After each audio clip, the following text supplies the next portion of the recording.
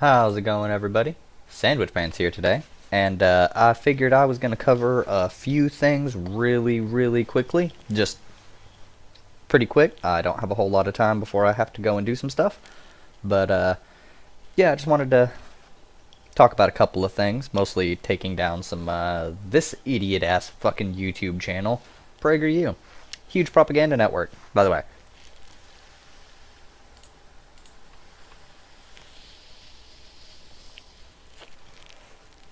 Now, I've not watched these other two videos up here, but I did see this one because of a channel I watch. Anyone who knows me has seen this one right here, Vosh. I just saw a video that he did 6 days ago that, yeah, there were black Confederates, but they were conscripted. God damn, people are fucking dumb. Okay, I saw this, and it's fucking terrible. Holy shit, how did they leave this up? I'm just gonna let him talk. I'm gonna try not to interrupt. Who was Robert E. Lee?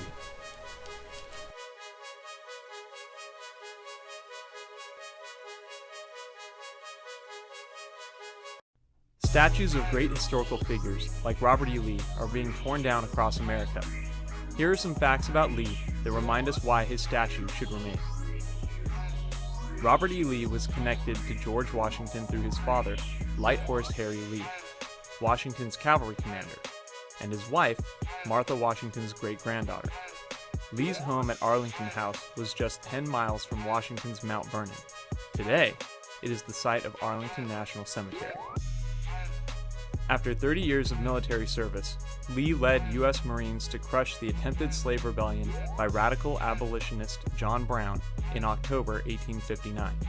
21 co-conspirators had seized a federal armory, and all of them were killed or captured, including John Brown, who was tried and hanged for treason. Lee deemed slavery a moral and political evil in any country, but considered it a greater evil to the white man than to the black race, since blacks are immeasurably better off here than in Africa. Opposing secession, Lee foresaw no greater calamity for the country than a dissolution of the Union. But when Virginia seceded in a close vote, Lee resigned his commission. Despite offers to command Union forces, Lee opted to organize the defense of his native state. After 4 years as Confederate commander, Lee became an icon of reconciliation upon his surrender. As president of Virginia's Washington College, he favored education for freed slaves but opposed their right to vote. Lee died from a stroke in 1870 and is buried beneath Lee Chapel in what's now Washington and Lee University. His legendary warhorse Traveler rests in a plot nearby.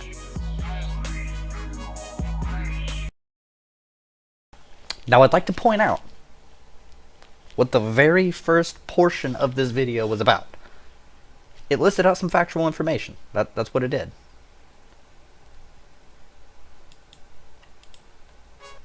Statues of great historical figures, like Robert E. Lee, are being torn down across America.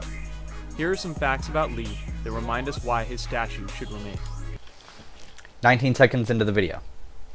Here's some facts about Lee that remind us why his statue should remain. Oh, he killed a fucking abolitionist revolt that was trying to free slaves. We should totally keep his statue because of that. Now, while he said that slavery was bad, it was only bad for white people because black people are better off. Okay, while it is in some instances considered by some people to be better off for black people in America than in Africa, you have to realize that in Africa they were free and they could progress as they chose, and in America they were not free and didn't get any oppression, were killed, beaten, forced into labor that they didn't get to keep fucking any of, really. All of it was taken from them and they were given subsistence living. The bare minimum to keep them going and doing what they are forced to do day in and day the fuck out. I don't give a fuck how closely related you are to George Washington. You were not George Washington. Thusly, I don't give a fuck about having your statue up for that particular reason. He dropped out of his Union, like, military post to go and fight a war over keeping slaves. Now, I've heard some very interesting things from people who defend this kind of thing. Oh, we're America, we freed slaves, and blah, blah, blah, blah, blah. Well, for one, I know this is going to come as a shock to some of you.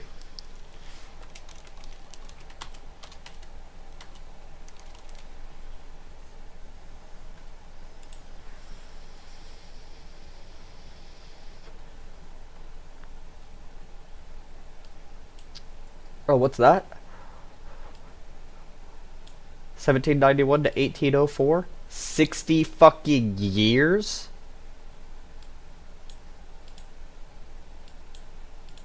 $60 years before America fought the Civil War. Haiti led a slave revolt that overthrew the French colonial rule in Saint Dominique, now the sovereign state of Haiti. So the Haitian Revolution, Haiti, came before, and it was a French colony, came before the Civil War. It started not too long after we got our Constitution solidified. Now,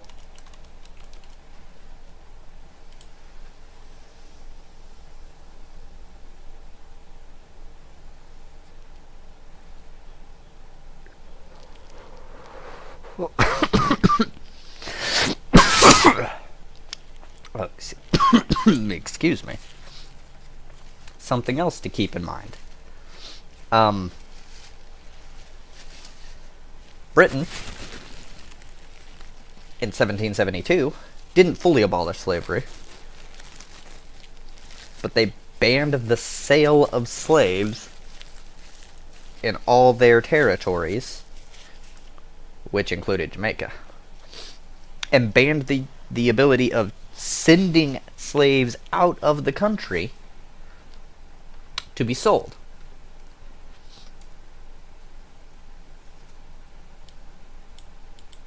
So they couldn't send people out to places that Britain didn't own to sell them. So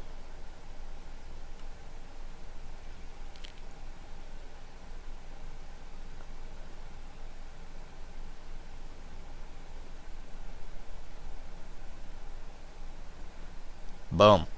Okay.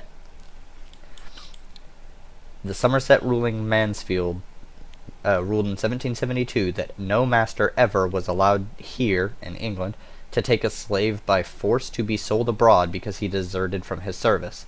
Therefore, the man must be discharged. James Somerset won his freedom.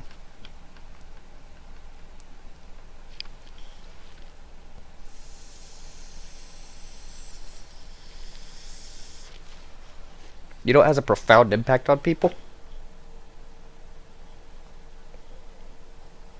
I know it had a profound impact on me. I did grow up in a household that is pretty conservative. I heard some things come out of some people's mouths that I honestly now look back at and recoil in disgust. So to give a little bit of the background, I did grow up in a pretty conservative household. I was one of the only white kids who went to a nearly all-black school.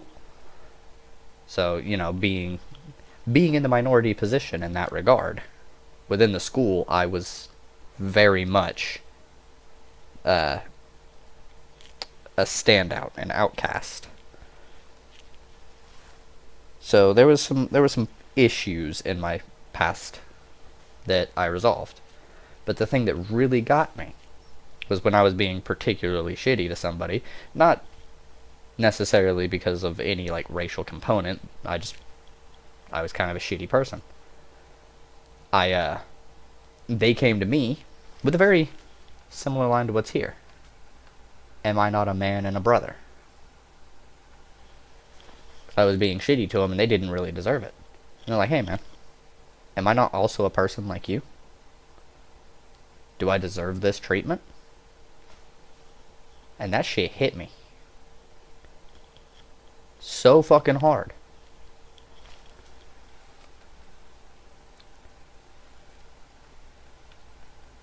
Like, extremely hard. And that is when I started to get a perspective shift. I still grew up pretty, fairly conservative. Way less conservative after that interaction, I'll tell you what.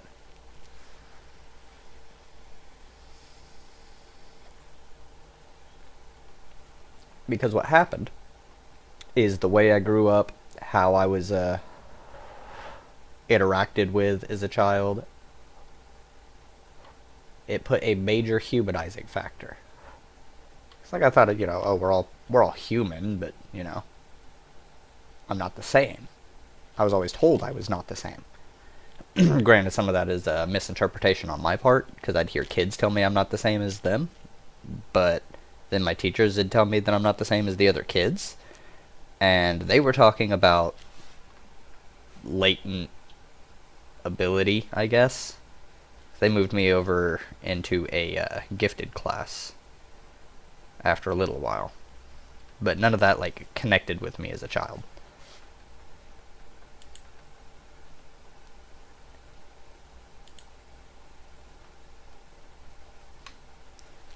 But this right here, maybe this puts a new connotation to oh, what's that thing called? I think it was oh, what is it called?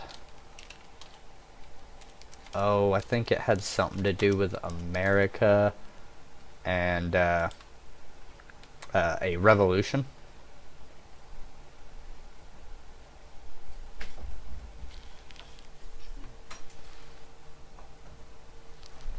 But yeah, that's a thing, So before this thing happened, the thing that we get told about a lot, the American Revolution.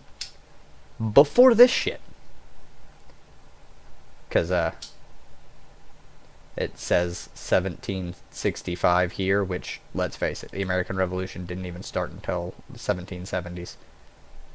1776. I mean, people were starting to get pissed in 1765, and there was some protest. But the revolution didn't happen until 1775, 1776. Same time as the Declaration of Independence. That whole thing. So before that fucking happened, 1776, 4 years before then, Britain abolished slavery in a form. Right after we fight the War of Independence, which, of course, you're taught in schools outside of college, before college, elementary school, pre-K, all the way up to through high school, you're generally taught that the American Revolution was fought because we were getting taxed and we didn't have representation.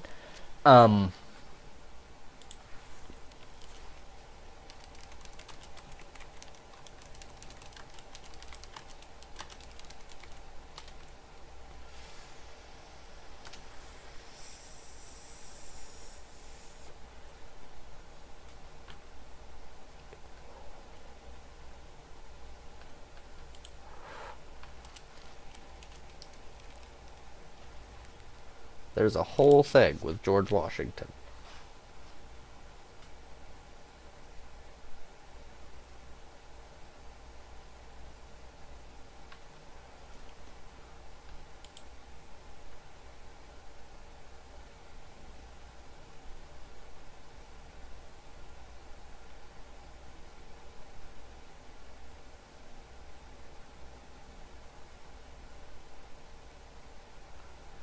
Congress? What the fuck ever, guys. The Declaration wasn't even signed at this point. They didn't have a Congress.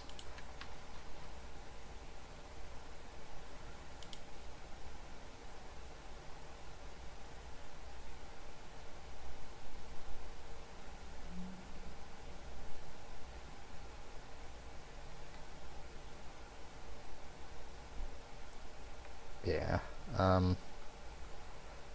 one of these guys, maybe it was House of Commons. One of the, or multiple people in the founding, okay.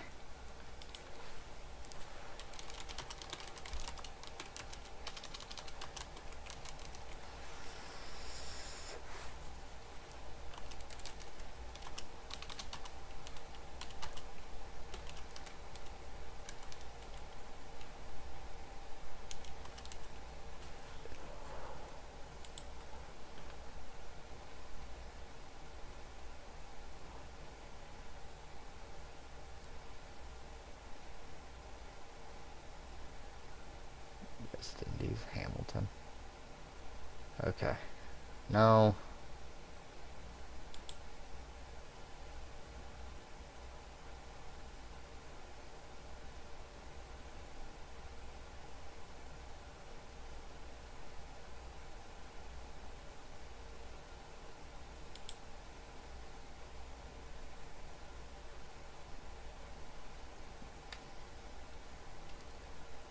Wharton University.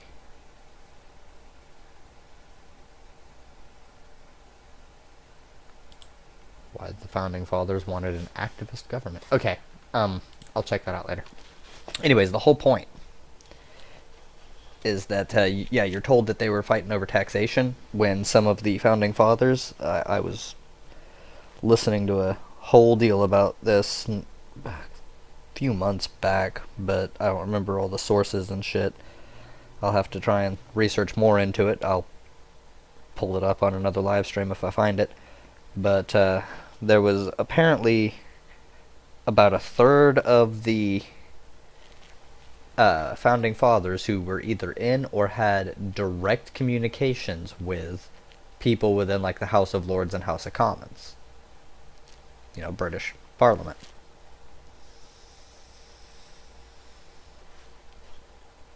So they could get legislation and representation. They had that. I'm sure that there were some taxes passed that they didn't agree with, that they were mad about. You know, with that ultimate libertarian energy, but the difference being is they accepted some taxes with representation. Libertarians will just tell you all taxation is theft, but they're fucking stupid, so don't listen to it. At least that point is fucking stupid. I should apologize. I actually have some really cool libertarian friends. But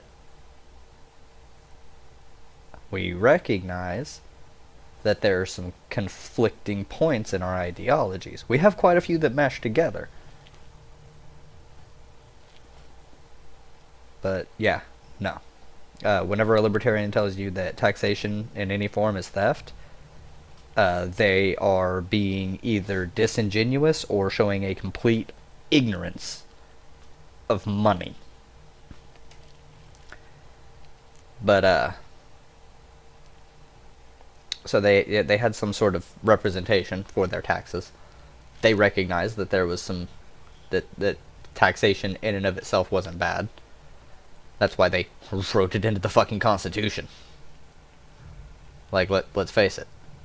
But they knew that they were gonna not be able to have slaves, and that many of the practices they wanted to do in the colonies were going to be banned.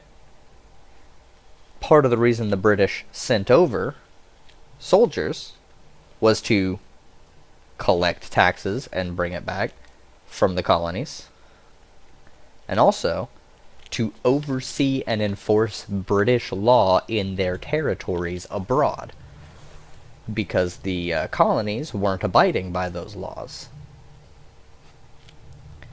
They just said, fuck it, what are you gonna do? You're all the way across the ocean, it takes a while to get here, you can't enforce anything. So the British went, oh, okay, well, let's enforce. They didn't really have, like, police at that time. The military enforced laws. So they sent some soldiers over. But considering the state of how things were at that time, they couldn't send very many, so those soldiers were antagonized and beaten. So they'd send more and more and more and wearing their forces down in other places. The only reason France joined us in the military is because it was, or in the American Revolution, is because it was a really good way to help cripple the British by sending us some supplementary forces while still having multiple units that they could send forth in offensive strikes over in Europe.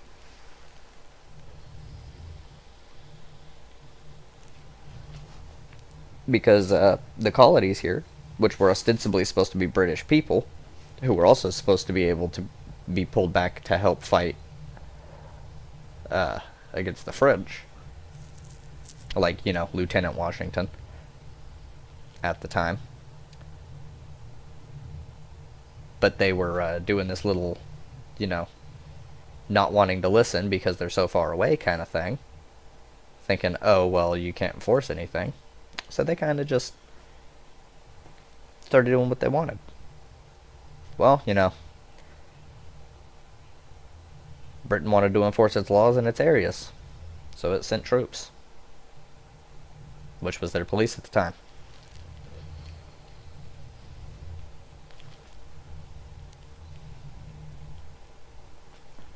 Fish braid rat. Part of the point is that people like PragerU, there's so many conflicting things because they don't need to make sense. They fetishize people like George Washington, who, I mean, you know, cool, helped found the nation, but the real, like, the factual information that you can find out about them is there's some things there that you're like, when you make some connections, like they were kind of throwing a fit because they didn't agree with some of the taxes that were voted in by the House of Lords and House of Commons that was imposed on them to help with the war effort back home.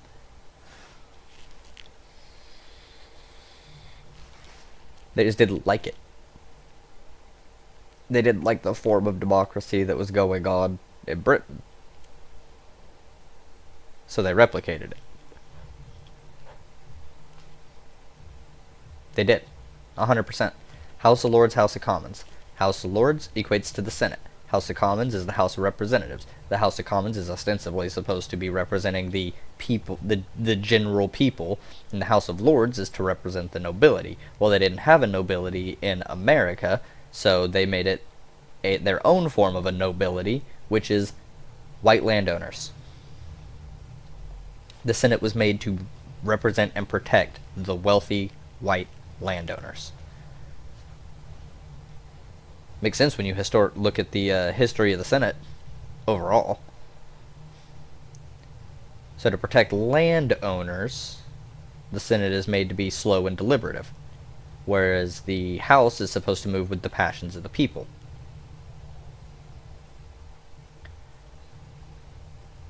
It doesn't function that way. The Senate isn't slow and deliberative. The Senate is non-functioning. Because what happened with the way the country developed is when slavery was outlawed and being a white landowner wasn't as big a deal, they had to shift focus on what the deal was. And at that point it was your wealth. Well, I mean, you had to be wealthy to own land and have slaves. Well, you can no longer have slaves, so what else do you value? Well, the money you have that was generated. And so they did the normal capitalist thing at that point and started going with, well, I can't have free labor, so what about almost free labor? We can hire children because they're small, they can get into these machines, and we can pay them even less than we pay their parents. So we'll hire a whole family, and we'll pay them collectively $1 an hour.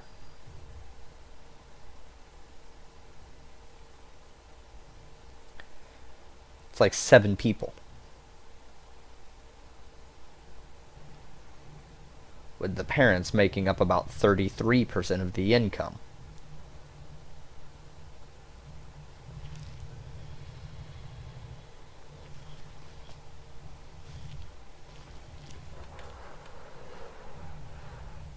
if Lee had won,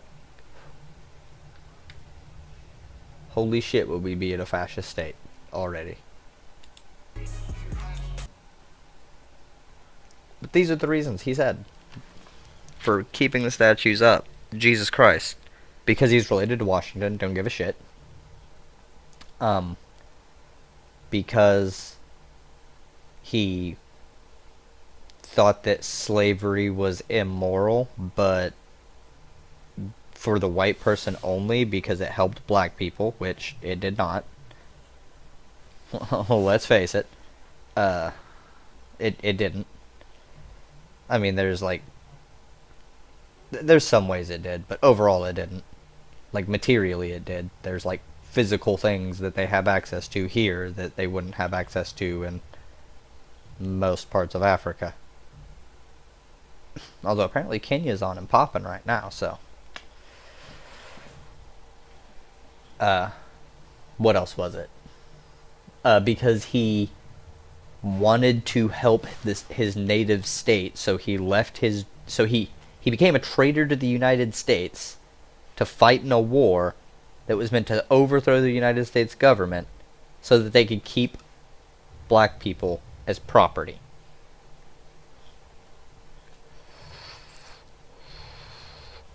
They'll let people lie to you. They'll say that, like, Irish people were enslaved and shit. No, they were indentured servants. That is a whole different method.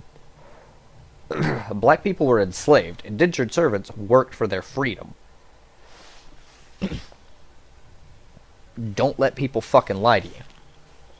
Indentured servitude is different. Fucked up, but different. Not nearly as reprehensible.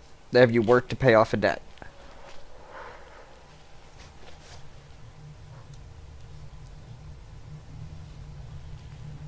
Ooh, Twitter notification. Who's hating me right now? I'm gonna see who's hating me.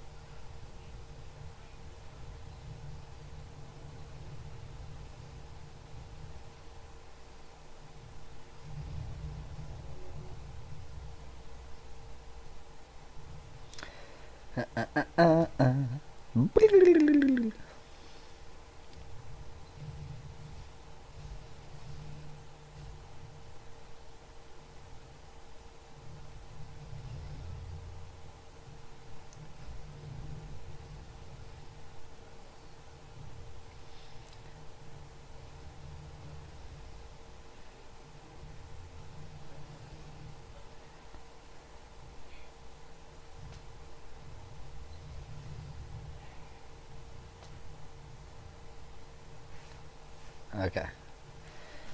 I had to finish that thought. I had to reply. It wasn't hate. It's good. I don't even remember what his third fucking point was. Or his other point.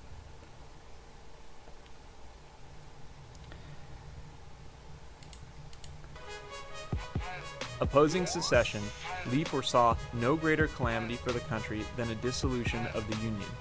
But when Virginia seceded in a close vote, Lee resigned his commission.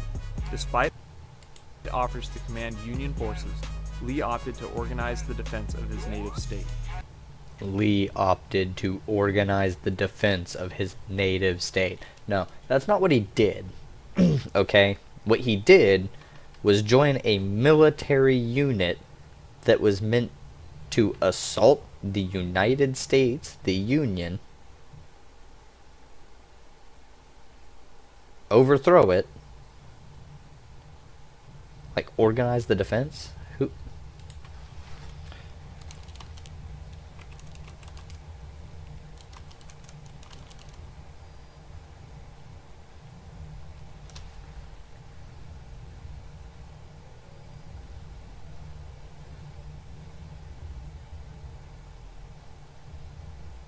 Major Robert Anderson led the small force of U.S. soldiers at Fort Sumter. Confederate leaders ordered an attack.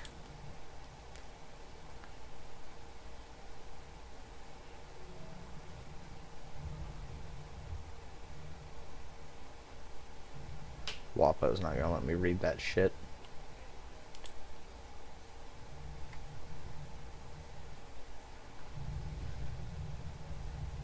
By the South Carolina militia, the Confederate Army did not yet exist, and the return gunfire and subsequent surrender by the United States Armory that started the American Civil War. Fort Moultrie was staffed by the U.S. Army, South Carolina, and then the Confederacy as a whole, having seceded from the United States, wanted the latter to withdraw its troops. The United States, not accepting the secession as legitimate, refused.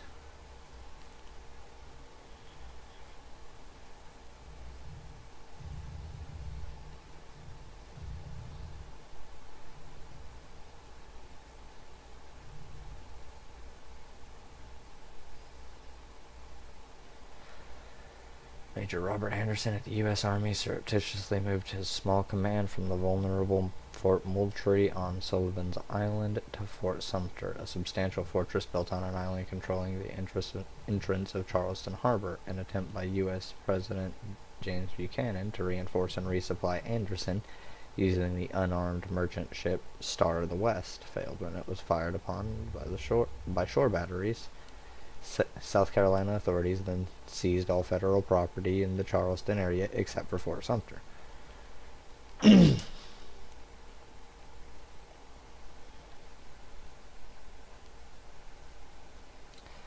Brigadier General P.G.T. Beauregard, huh? Pierre Gustave Toutant Beauregard.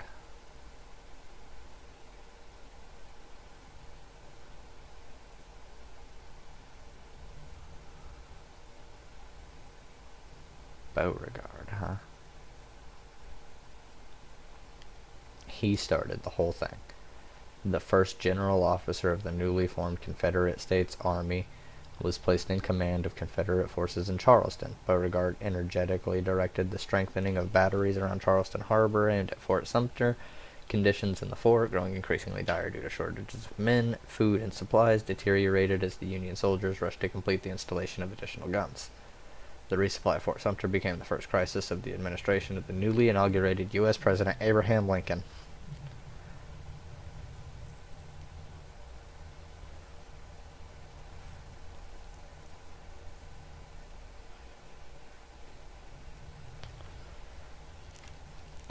Yeah. Now, I'm really kind of curious about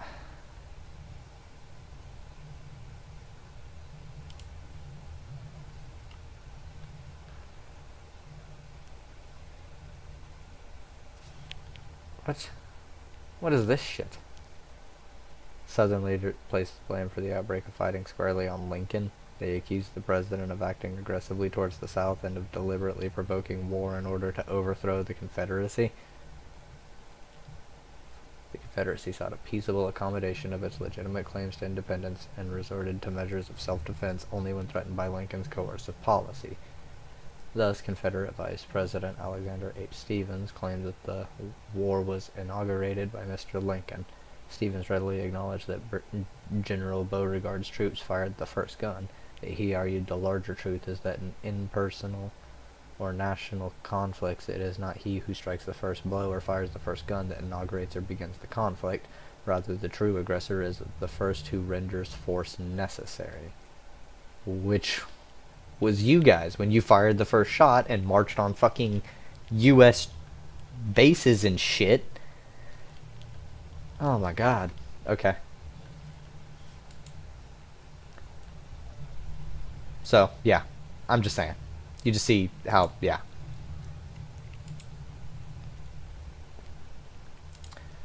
Which one of these should I do first? Price transparency, or how the left sees the world, power, race, and class.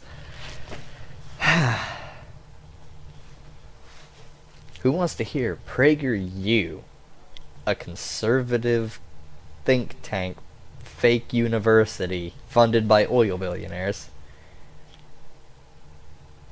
tell you what the left, what I believe. Let's have them do that. Okay? Or should we start with how to fix healthcare according to that, billionaire funded fake university propaganda YouTube channel? Well, you saw the Robert E. Lee thing, and they actually let this be a thing. Fucking bombarded. Hell yeah, Elijah.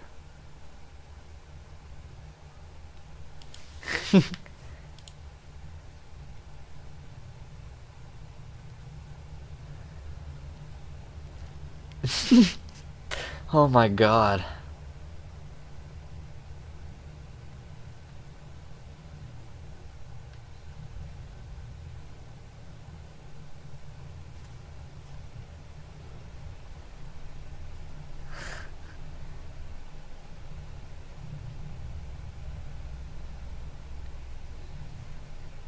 To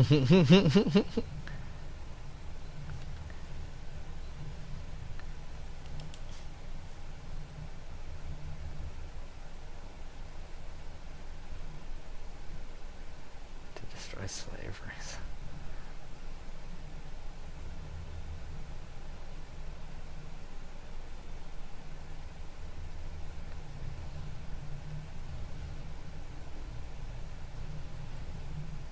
People believe they were chosen to do their job or dream or goal. Yep.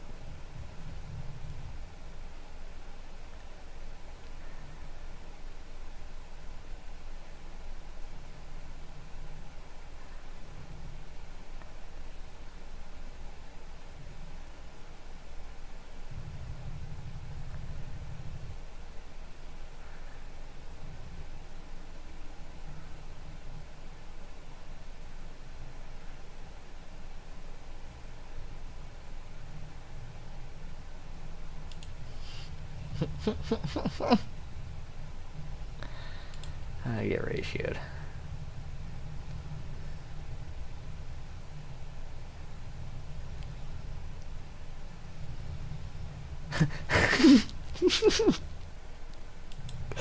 I don't know why people think having a statue of Robert E. Lee represents racism. What should I do to convince them? But what should I do to convince them it should remain up? Oh, I know. There's that time he crushed a slave rebellion. Oh my god.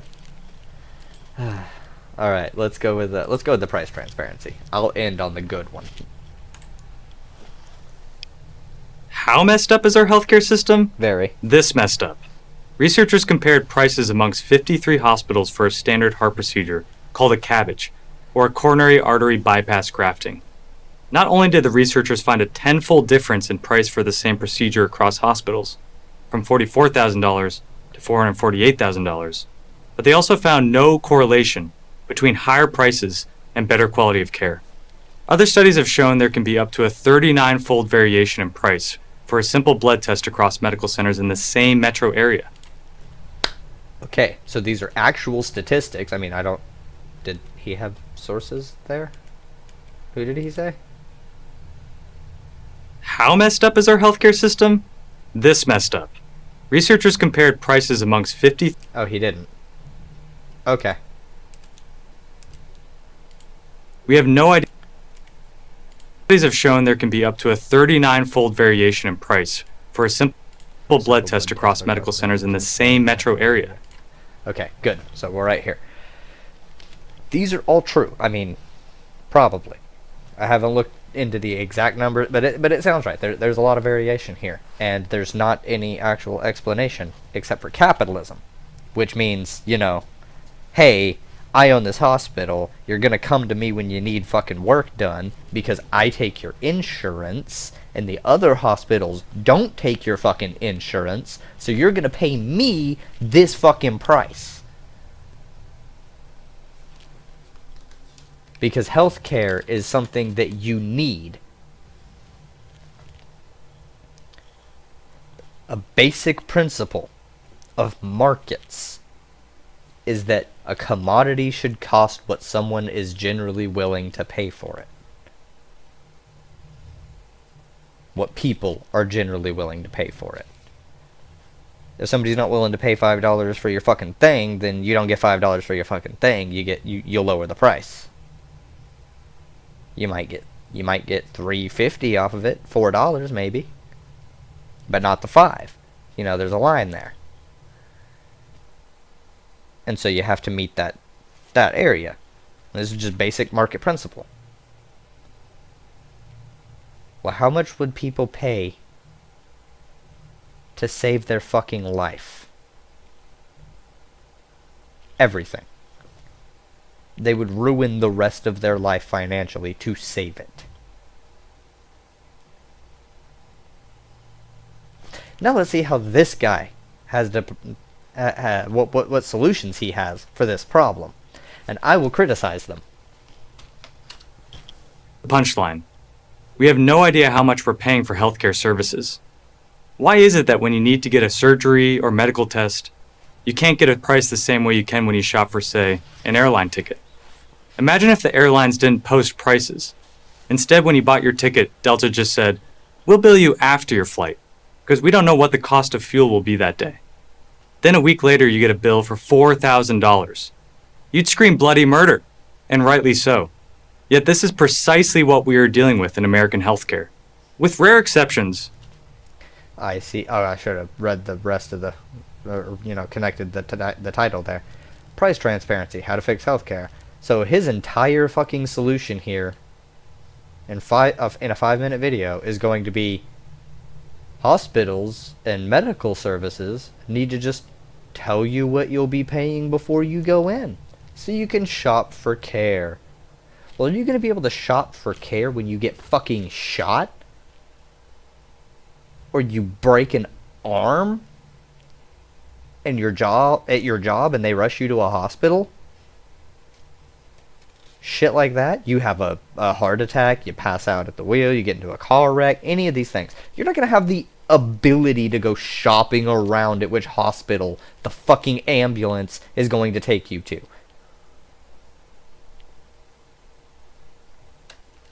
When you go in for a back surgery or 1,000 other kinds of medical procedures, you have no idea how much it's going to cost you. Worse, no one would be able to tell you if you bothered to ask. That's because medical billing is a ridiculously complex dance between hospitals, insurance companies, and various middlemen. The hospitals charge crazy prices, $100 for aspirin, for example, and the insurance companies and middlemen agree through special, often secret deals, to pay some percentage of that. That's how your knee replacement, which the hospital says costs $50,000 on its itemized bill, actually costs you $5,000 after your deductible. Out of all this confusion, one thing is crystal clear. Medical costs are skyrocketing. And I like that little bit there, how he said between hospitals, insurance, and middlemen. Well, the insurance company is the middleman. That's it. They're a rapacious, for-profit middleman.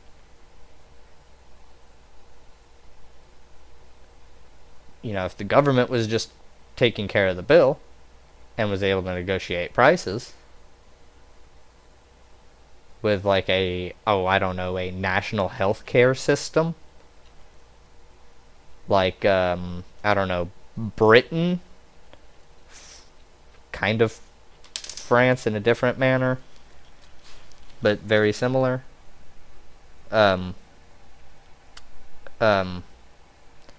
Sweden, Norway, Finland, Denmark. Those things. Those places. They're pretty good on the healthcare ranking. As a matter of fact, healthcare rankings by country.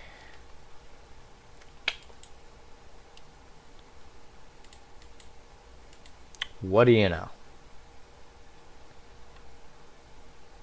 Measuring overall healthcare performance. for 191 countries. Health, responsiveness, fairness, and financing.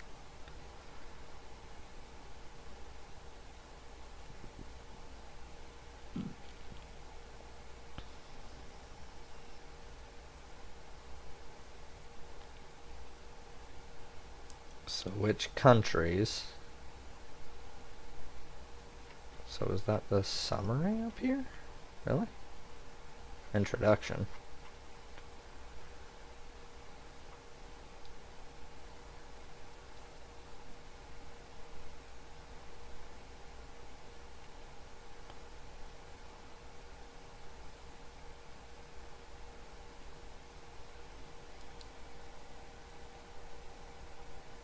Look at Cuba. And Cuba's actually got really good fucking healthcare, so. 1997 estimates. Highest performance.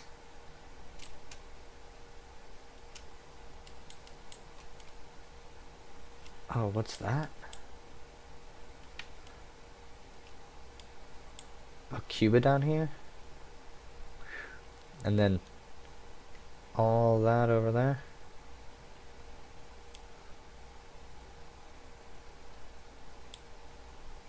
Lowest performance. Oranges, reds, and yellows. Real bad. So let's see where that is.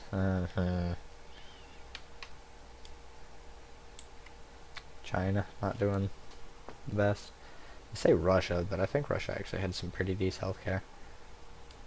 Oh, what do you know? The Middle East doing wonderfully with their healthcare, except for, I don't remember where that is. Not even gonna lie, I don't know what that is. I don't know what that country is, I'm pretty sure this is Iran. Right? Because that's Iraq, that's Iran, that's Saudi Arabia. Don't quote me on that, I don't know.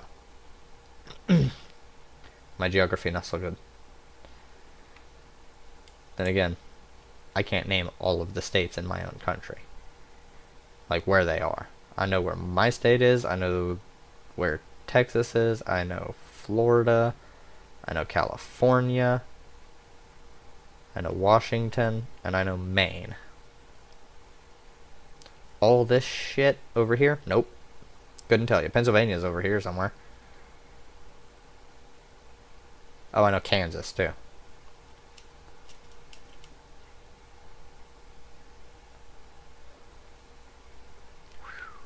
Okay, so that's a huge paper that doesn't tell me who. Okay, here we go. Annex. Yep. France, Italy, San Marino. Wow. Let's see. Look at all these countries who are above the United States.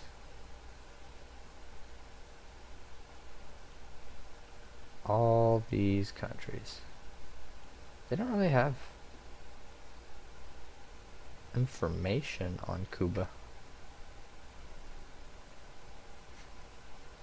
Luxembourg. Guys, Luxembourg. You can buy a castle in Luxembourg and go there with like $100,000 and be set. At least last I heard. Granted, that was like an infinity ago. I was in middle school, so I haven't bothered to look into it much since then. It was cool back then. It's probably a lot more expensive and shit now. Belgium, Colombia, Sweden. Really? Where the hell is Cuba? Oh, there it is. 39. This is a World Health Organization thing. Cuba doing pretty good. How Cuba handled COVID better than we did. But Costa Rica doing better than we are. Obviously Denmark is. Chile, Australia with a national healthcare system. Finland, national healthcare system. Canada, weird tiered multi-payer system thing. Morocco, Israel, who we send money to for their healthcare system. United Arab Emirates, who we don't send money to. Saudi Arabia, who we do send money to. Germany, who we don't send money. Cyprus. I hear about Cyprus. I don't know anything about this place. Sweden, Colombia, Belgium, Switzerland, Ireland, the UK. Wow, the UK's really dropped. They usually fluctuate between, up here with France. What year is this? Oh shit. They did like everything. What year was this? 97? Jesus Christ. Oh, okay, so I just need to come over here. Really?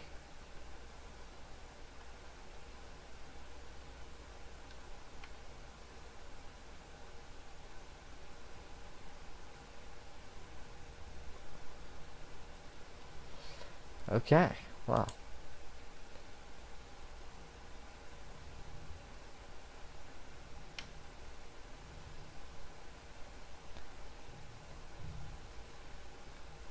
But no, because that lines up. Okay, so yeah, this is when this is how long they've been doing it though. 97.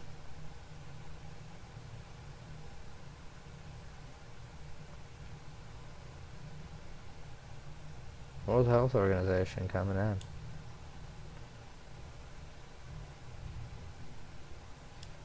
France just decimating. It's pretty cool. Americans are having more and more trouble paying the bill. Nearly 1 in 5 of us has medical debt and collections. If you think this problem doesn't apply to you because you have insurance through your employer, and therefore your costs are covered, think again. Over the past 5 years, employees have had to increase their contribution to their premiums by 15%, in addition to a 36% increase in deductibles. Meanwhile, wage increases have not kept up, rising 14% over that same period. Yes, that salary increase. That 14% is for people making about $75,000 or more a year. It's generally not reflective of people who are in lower wage jobs. You so richly deserved was eaten up by the increased insurance premium you had to pay. If the ever-increasing cost of medical care was reflected in the quality of the care you were getting, that is, if you were paying more to get better care, maybe this would make some sense. But as we saw in the coronary bypass example, there is little or no correlation between what you pay and what you get. So how do we get out of this mess? A big part of the answer is price transparency. No. Something almost every American wants. Even in our era of political polarization, almost 9 out of 10 Americans say they favor price transparency for medical services. No. Makes sense. Markets only work when consumers have the proper information to make purchasing decisions. And the 2 most important pieces of information are the price and the quality of a good or service. No. Not when it comes to healthcare. It's an inelastic market. As it relates to healthcare, Americans don't have access to either of those. Granted, there are medical situations which don't lend themselves to comparison shopping. If you're in a car accident and have to be rushed to the emergency room, you're not worried about the cost. But 60% of healthcare is shoppable, meaning it's an elective surgery, medical test, or diagnostic exam that shouldn't have much cost variation amongst providers. These services present a great opportunity to allow the laws of market competition to operate. One study estimates that $760 billion is wasted in the U.S. healthcare system every year. Yes, and that study, which I did read, says that we could save all of that money by going to universal health care, a national health care service. So much money that's normally wasted, just gone from people, is back in their fucking pocket. With administrative complexities as one of the main culprits. If a transparent upfront price was offered, and most medical care could be paid for in advance just like an airline ticket, medical centers could cut a significant portion of their administrative staff that's involved in billing and debt collection. Furthermore, if pricing was transparent, Americans could actually start pushing the market towards rewarding those who offer a fair and honest price and pushing out the bad actors. That, in turn, would allow more Americans to have access to healthcare. No, how? How? How? How? Oh yeah, we put prices on stuff so that when we find people who are overcharging, we can just shut down their fucking hospital. And that'll expand access to healthcare to everybody by shutting down medical facilities. How? National Healthcare Service, you stupid piece of shit. We don't need the government to take over our healthcare. No, that's actually what we do need to do. Yeah. Well, not the actual healthcare. The providers could be private, but they need to take over at least the payment portion. At the very least. The opposite. We need the government to get out of the way. No, that's what happened before Obamacare. And healthcare decided to go fuck you. Well, at least insurance companies decided to go fuck you. You can't get covered if you have a pre-existing condition, and so you don't get insurance. And the hospital's going to charge you what they feel like they want to charge you because it's healthcare and it's an inelastic market. You dumb fuck. You'll pay anything for it. Entrepreneurs innovate in the healthcare space. Whenever they do, prices go down and quality goes up. It's already happened in fields like laser eye surgery, MRI testing, and plastic surgery. Wrong. At least the reasons why. Giving consumers Regulation and medical or technological advancement from, government-funded research at universities. better information always leads to better decisions, and healthcare is no exception. Price transparency not only lowers costs, but it puts the patient back in the center of what medicine is all about, helping those in a time of need. No, that wouldn't do that at all. No, you just get to see how much people are getting to charge you because you'll pay fucking anything. Because you have no fucking power. You have no say in it. It doesn't matter if you get to know the price. You go, oh, fuck. I've got to figure out what's going on with this problem I've got. It's not a super bad emergency, so I can't go to the emergency room. Let me go shop around. Oh, this is hundreds of dollars, this is hundreds of dollars, this is hundreds of dollars, this is hundreds of dollars. So no. No. Price transparency doesn't improve healthcare at the fuck all. You obviously don't know how markets work. Who the fuck are you? You stupid piece of shit. You're gonna say at the end, probably. Transparency. We all want it, so let's do it. And where is your source that says we all want it? Because most people I know who are actually, like, not dumb as fuck involving this particular, like, topic, healthcare, and the policies and how to fix it, they don't, none of them, even, like, the libertarians, the conservative, no, they don't think price transparency, not even most of the conservatives I know, they don't think price transparency are gonna fucking fix the medical system. If anything, the conservatives that don't think that are kind of doomer about it and don't think anything's gonna quote-unquote fix the medical system. I'm Will Brune, co-founder of Restoring Medicine for PragerU. Restoring Medicine.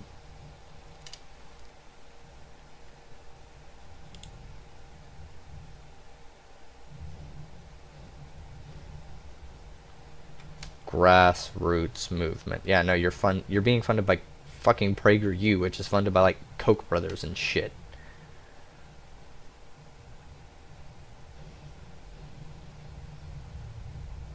Inflation crashes, and yeah.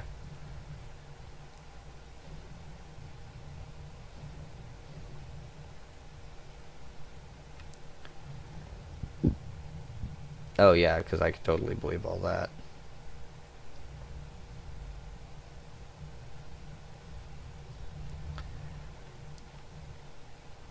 Maybe this is a little bit better, but this guy's so dumb. Price transparency is not how you do the thing. No. No. It doesn't help at all. Because what are you going to do? Oh, you know the price now.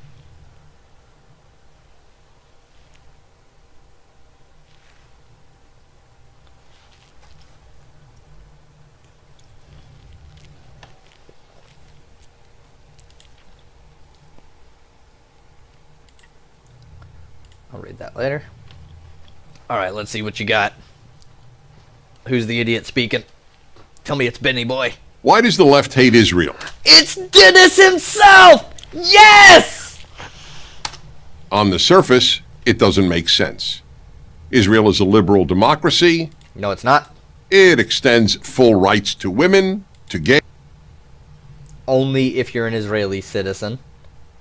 Which, even then, there are tiered systems in Israel where if you're not a white Israeli, you're not exactly treated the best. Gays, and to its many Arab citizens. Oh, but what about the Palestinians? All countries which are made up of flawed human beings, Israel is flawed. But compared to most countries, not to mention its neighbors, it is a civil rights paradise. So why does the left hate Israel? The reason is that the left, and as I always emphasize, I am talking about the left, not about liberals, is not guided by a moral compass. Oh, bullshit, buddy. Not guided by a moral compass. Okay. It is guided by three other compasses: a power compass, a race compass, and a class compass. No. These fall under moral. That's what they do. And I like how he puts the fucking things all pointed south. No. Already see where this one's going. See, class and race relations are a moral thing, and power dynamics are a moral thing. So all of those fall under a moral compass. My moral compass is to try and expand rights, democracy, liberty, freedom to every single person. I want every single human being to be able to live whether or not you work. Whether or not you can work. Is your life going to be phenomenal? You get to go out and do all these things? No. No. But you will be better off than, currently. Like, essentially, the way I see it, I don't know how it would work out in, like, a full, moneyless society, but in the current context, think of, essentially everybody being able to live off of $2,900 a month for a single person. Depending on, like, to be fair, that's where I live, which is poor place, poor state, low cost of living. Like $28,000 for a house, up to 50. Well, there's some pretty expensive houses; those have been rising too. But you can buy like a $28,000 house.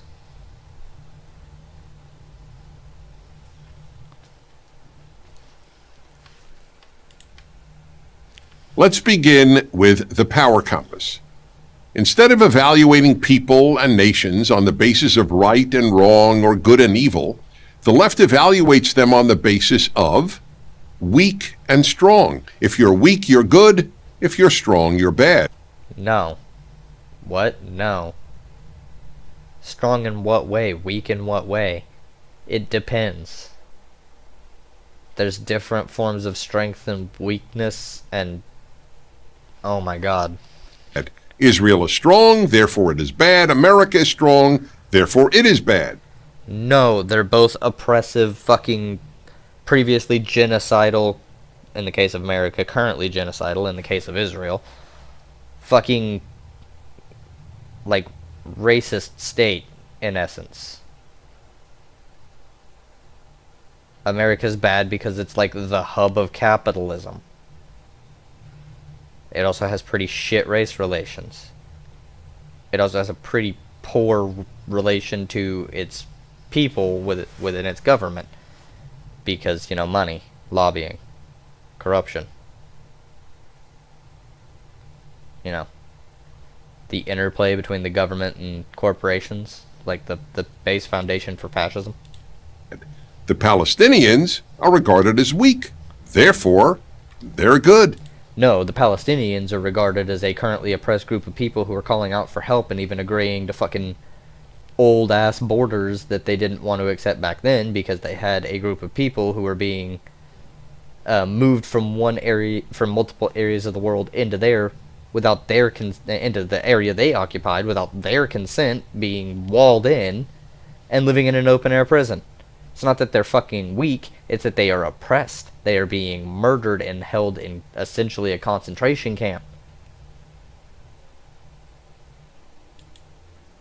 Guided by a moral compass, you don't ask who's strong and who's weak.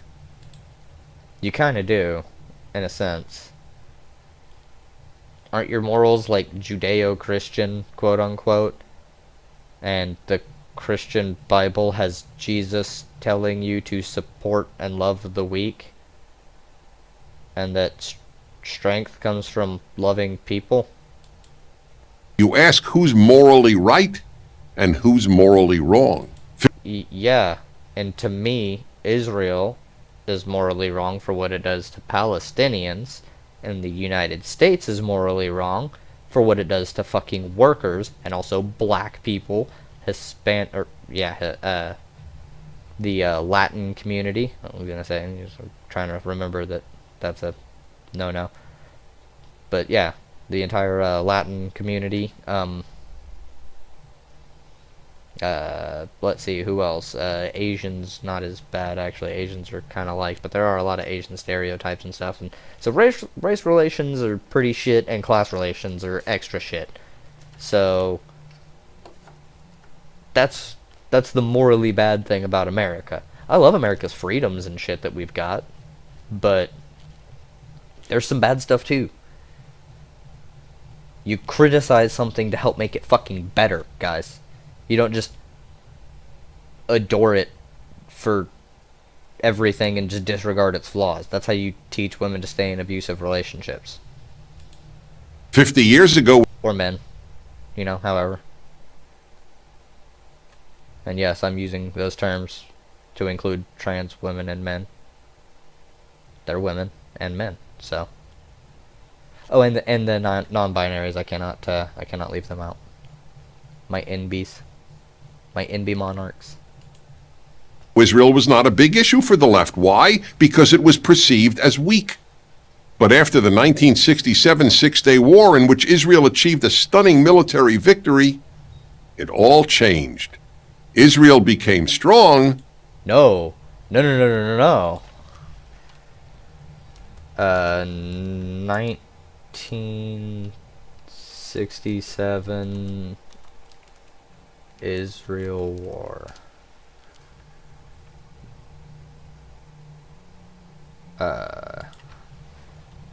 Expansionism.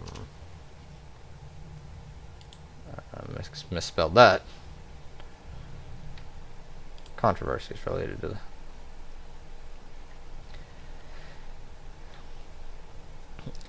It was fought between Israel and the neighboring states of Egypt, known then as the United Arab Republic, Jordan, and Syria. The Six-Day War began with a large-scale surprise airstrike by Israel on Egypt, so Israel aggressed, and ended with a major victory by Israel. A number of controversies have arisen under the conduct of the war, namely whether Israel's action was a preemptive strike justified by the threat of an imminent attack by the Arab states, or an unjustified and unprovoked attack, whether the Egyptians killed stragglers from their own forces as they returned from the defeat, whether the Israelis killed unarmed Egyptian prisoners, which they did. I don't know, but seems kind of likely. And it was an unjustified and unprovoked attack. Pretty sure about that.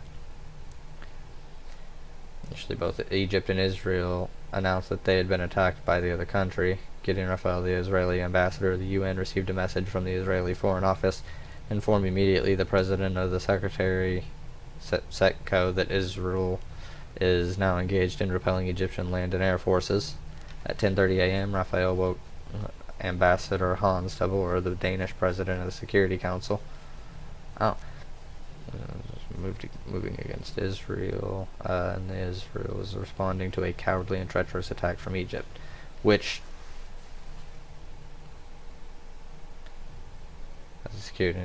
both Israel and Egypt claimed to be repelling an invasion by the other, and Israeli officials, Evan and Evron, swore that Egypt had fired first. On June 5th, Egypt reported that supported by the USSR, charged Israel with aggression. Makes sense? Israel claimed that because Russia helped form Israel. So, keep that in mind. The Sykes-Picot Agreement was Britain, Russia, and France. Israel claimed that Egypt had struck first, telling the council that in the early hours of this morning, Egyptian armored columns moved in an offensive thrust against Israel's borders. At the same time, Egyptian planes took off from airfields in Sinai and struck out towards Israel. Egyptian artillery in the Gaza Strip shelled the Israel villages of Kisufim, Ohal Oz, and Ain Hashalosha. In fact, this was not the case. The U.S. Office of Current Intelligence soon concluded that the Israelis, contrary to their claims, had fired first. Boom.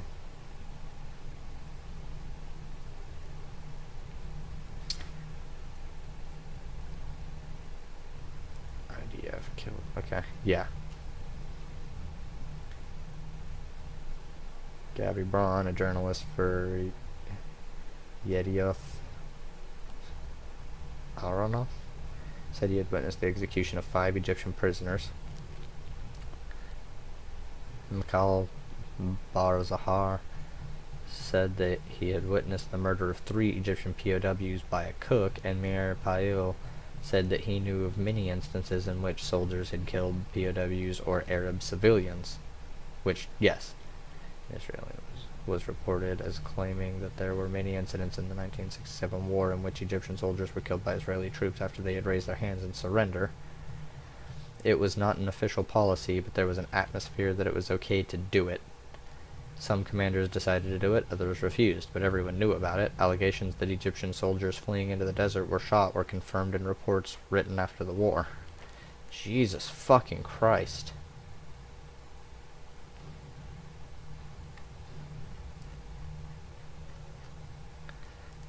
Now, that is a big deal. That might explain some of the, hey, that's pretty fucked up, Israel. What territories did Israel gain? Israel defeated the Arab armies and captured the Sinai MFA. Okay, so this is Israel's government. Captured the Sinai Peninsula and the Gaza Strip from Egypt, the Golan Heights from Syria, and the West Bank from Jordan, which they've annexed multiple portions and left Palestinians trapped in there. The 6-Day War, which Israel attacked fucking foreign countries that hadn't done anything to them, and then decided to annex their shit. Yeah, do you see the problem there? Suddenly Israel became strong. No, it's that Israel did a lot of fucked up shit. So Israel Oh, you might say immoral things. Like killing prisoners of war. Which, how long has it been bad to kill POWs?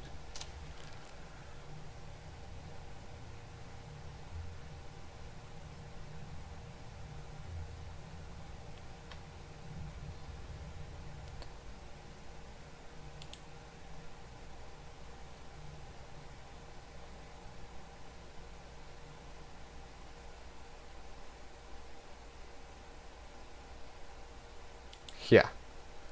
So, at the very least, since the Geneva Convention, 20 years before. Became bad, and the Palestinians were weak, so they became good. No, the Palestinians became people who were trapped in a fucking open-air prison and killed and, assaulted, with hospitals and schools being bombed. So no matter how much terror Palestinians engaged in, hijacking airplanes, murdering 11 Israeli athletes and coaches at the 1972 Munich Olympics, blowing up Israelis in pizza parlors and at weddings. Hey, guess what? Israel bombing of Palestine schools.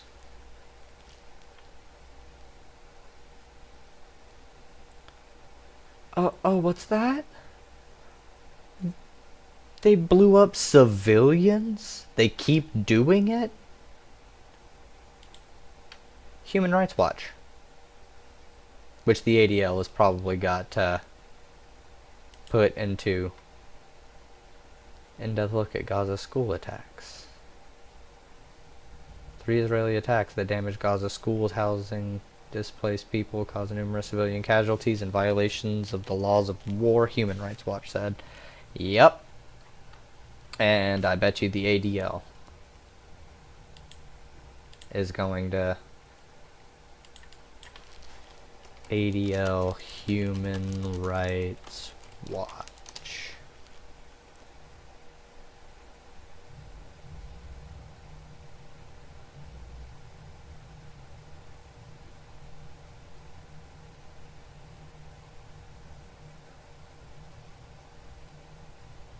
What the fuck? Damn, Morocco.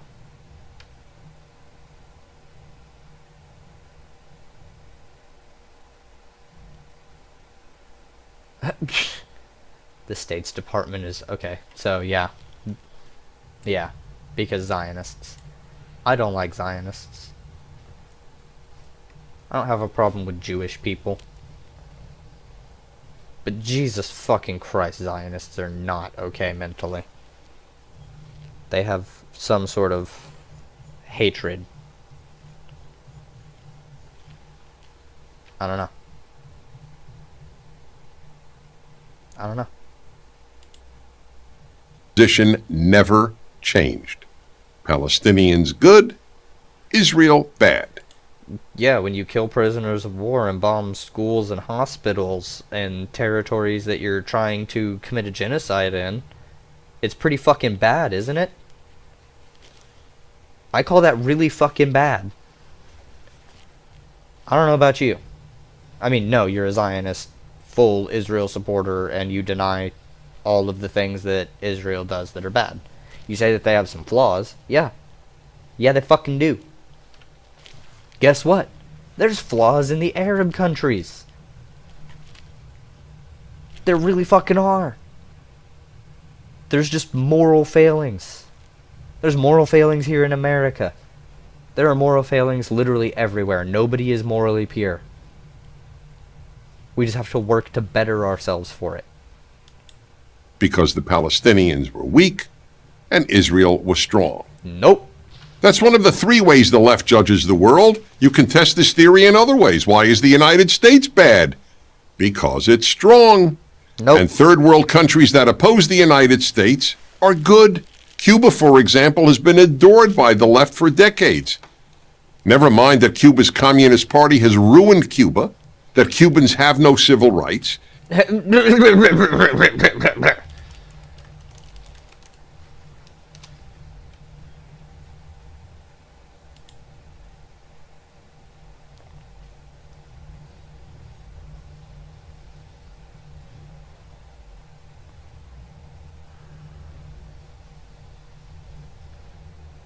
Oh yeah, just like America. Okay. Arbitrary detention and short-term imprisonment, freedom of expression.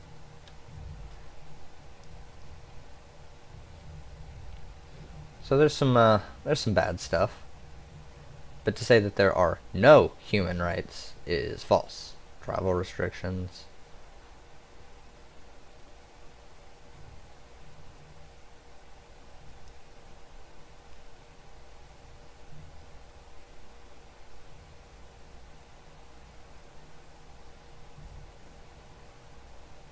Yeah, and see, that does need to change.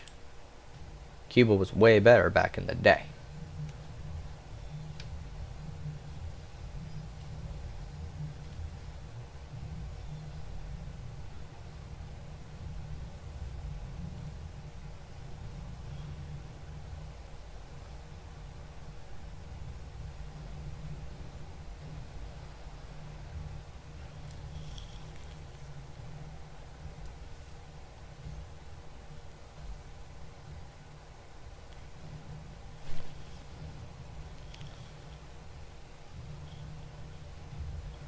Yeah, I mean, let's face it, Latin countries still have some conservative shit going down. And a lot of non-white countries see homosexuality and stuff like that as a plot to weaken their nation so that they can be taken over. It's a paranoia thing through, you know, all the attempts of people to take over their shit. If it weren't for colonialism, there might not be so many paranoid people who do shit like this. But, you know, that's what activism's for. People are trying, and they just need pressure. But they don't need the United States to do a goddamn thing to them, as far as the government goes.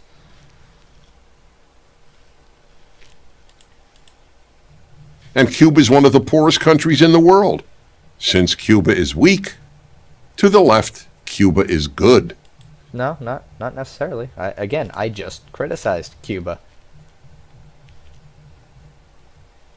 I mean, they have, like, somewhat of a collective bargaining thing, more so than what we have here. So their labor thing is better than what we got, but what is Cuba's, like...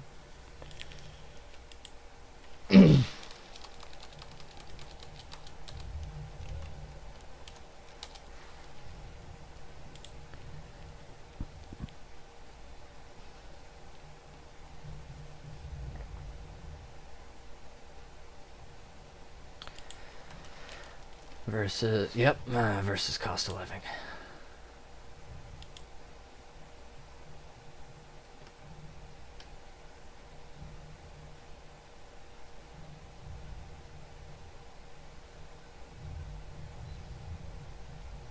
Healthcare and education. So what is the cost of living in Cuba? To understand the cost of living in Cuba, it is necessary to understand that Cuba has two currencies, CUC and CUP.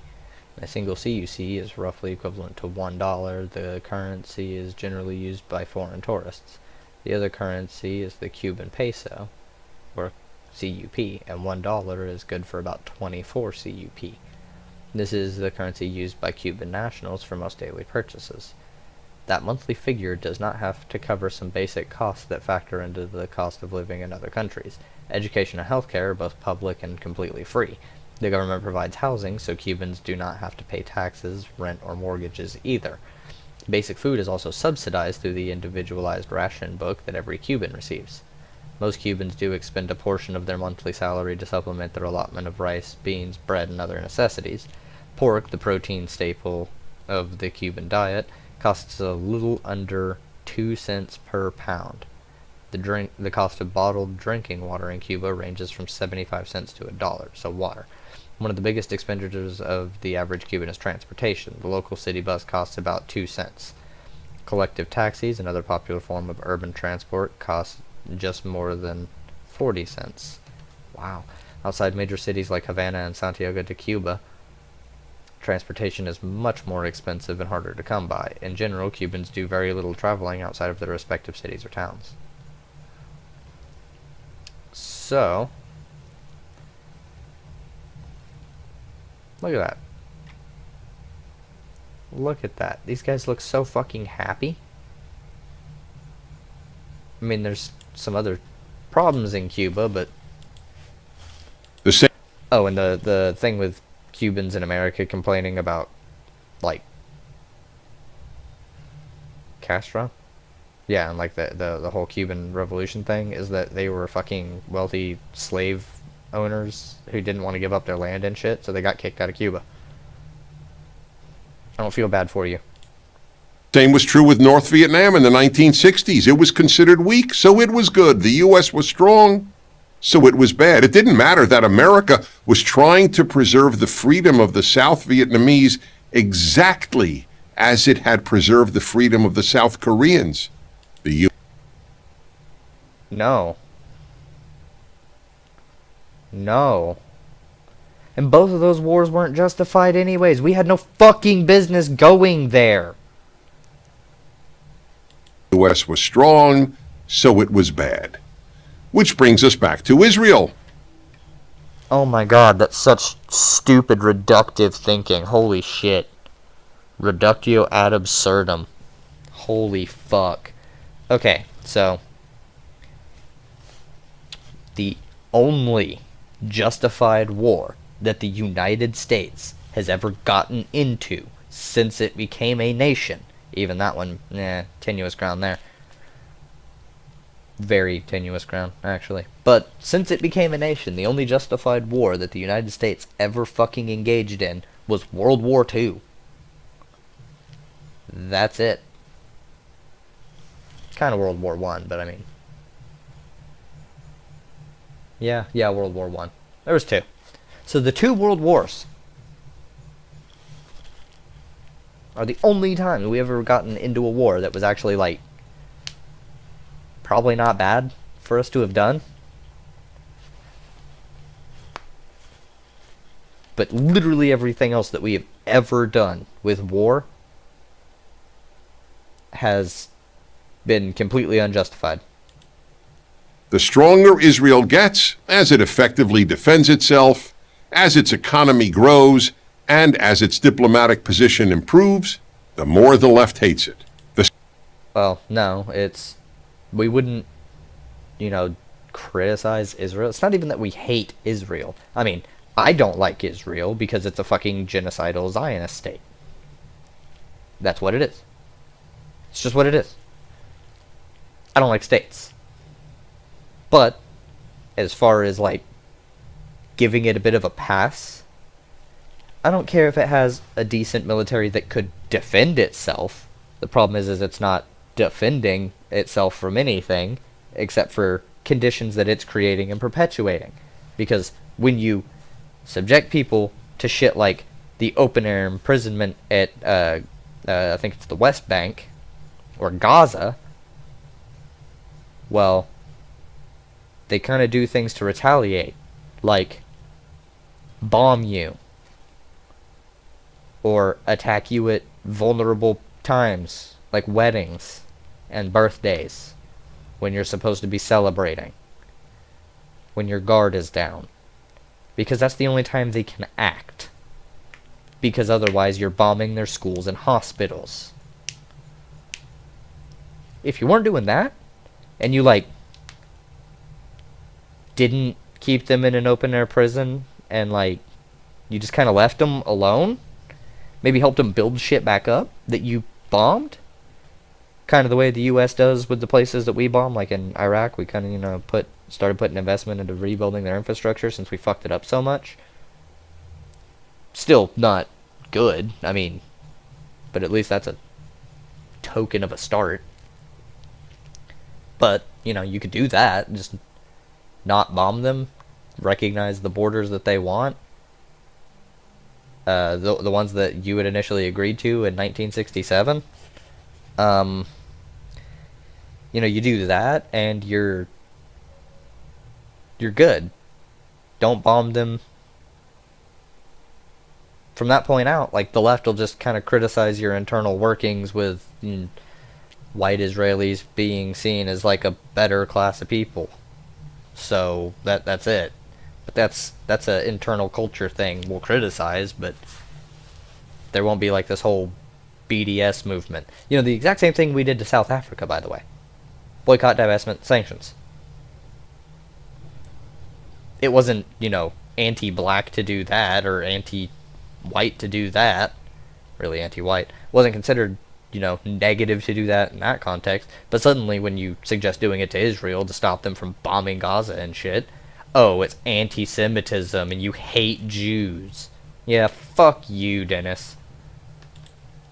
Second of the left's compasses, the race compass, is another reason the left hates Israel. Just as it substitutes weak and strong for good and evil, the left substitutes non-white and white for good and evil. No. No. See, he's about to make a conflation here, because there's this academic critique of the concept of whiteness, which is, malleable and shit, as is evidenced by the fact that Italians and Irish people weren't considered white, and then when it became convenient, or, not convenient to disregard them, when it became convenient to accept them, and not convenient to just push them off, they suddenly, the construct shifted and they became white. That whiteness is a shifting concept. White people are not bad. The concept of whiteness, the exclusionary concept that perpetuates white supremacy, is bad. That's the concept there. But Dennis doesn't have a brain that's large enough to comprehend this, or he does, and he's 100% purposefully lying and misrepresenting the points. Left doesn't judge people by their actions, but by their race. Nope, totally by actions. That's why, for example, the left asserts that a black person cannot be a racist. Only a white person can be a racist. No, there's an academic circle that claims that black people can't be racist and white people are the only ones who can be racist, because there's this academic concept of racism, which is prejudice plus power, meaning you have the social power, the political power, to be able to make another person's life worse through your prejudice. So, power, race, and class all combined there into a moral issue of being bad. But the general thing is that, prejudice, the general concept of prejudice is how most people use the word racist. And so, stick with that one, Dennis. Because that's what a lot of the left uses. It's only the fucking hyper-wokelets that use the academic term for it because they want to appear more woke or something like that. But, you kind of have to explain to people that racism is prejudice plus power. Social standing, the social power. Racism in the academic sense couldn't exist if everybody was on a level social field. But, no. Just generally prejudice, so, no. Not only white people can be prejudiced. And that provides the second reason Israel is labeled evil. Israelis are considered white. Nope, there are non-white Israelis, you dumb fucker. And Palestinians are not white. Nope. Nope. Israeli. I mean, there's going to get a lot of pictures of white people in Israel because there's a lot of them, but that guy, he's a little bit white, but that guy's not white necessarily. That guy's not really white. That guy's not really white. Who's that guy? He's white though.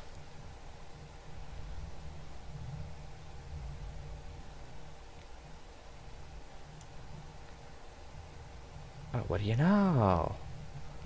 A bunch of non-white Israelis and some Gazans. Fucking New Yorker.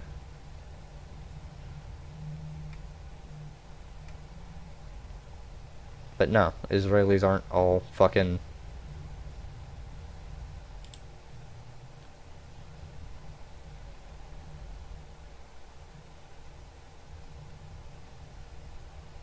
What do you know? 2, 3, 3 people and 4 people immediately in this picture. I didn't even see his hand there. 4 people who were non-white Israelis. So, no, the left doesn't just consider Israeli to be white. Never mind that more than half of Israel's population is not white. Yeah, no, that we know that. Israelis aren't white. Not all of them. There are white Israelis, there are non-white Israelis. That's... Duh. The result... I'm not even that smart, the and I left know this. essentially ignores Palestinian terror and loudly condemns Israel's responses to terror. No, because Israel, A, started, and Palestine does commit terror. I've already mentioned that they need to not do that, but it would help a lot if they weren't getting fucking bombed and shit by Israel. I like how you don't put up any actual headlines, and the headlines I've found are like, Israel bombing this hospital, not in retaliation. Now to the left's third compass, the class compass. Now this one he may actually get. I don't know. We'll wait and see. But so far Dennis has been 0 for 3, so... This is the third way in which the Well, left 0 for 2, replaces traditional Western and Judeo-Christian categories of good and evil. Instead of judging people's actions by the same moral yardstick, that of good and evil, the left judges people's actions based on their economic class. Partly? It all kind of intermingles, systems of oppression. It's called intersectionality, in a sense. There's different ways that things could be good or bad, different contexts. It's not all just fucking black and white. It's not, oh, you did this and it's good, or oh, you did this and it's bad. I.e., here's a perfect example. Somebody breaks into your home, you kill them. Was it justified? Was it good or bad? Was it evil that you killed them? Because, killing is evil, but defending yourself is good. But killing is evil. So maybe there are circumstances in which doing a thing that's normally looked down upon is actually the good thing to have done. Because you wake up and somebody breaks into your house and they're going to, fucking rape your daughter or some shit, and you kill them. You've prevented harm to your daughter. A permanent lifelong trauma. In that regard. Probably traumatized her when you murdered the guy. But he was going to commit harm to other people. And you stopped that harm by killing him. Was that just straight evil that you killed him?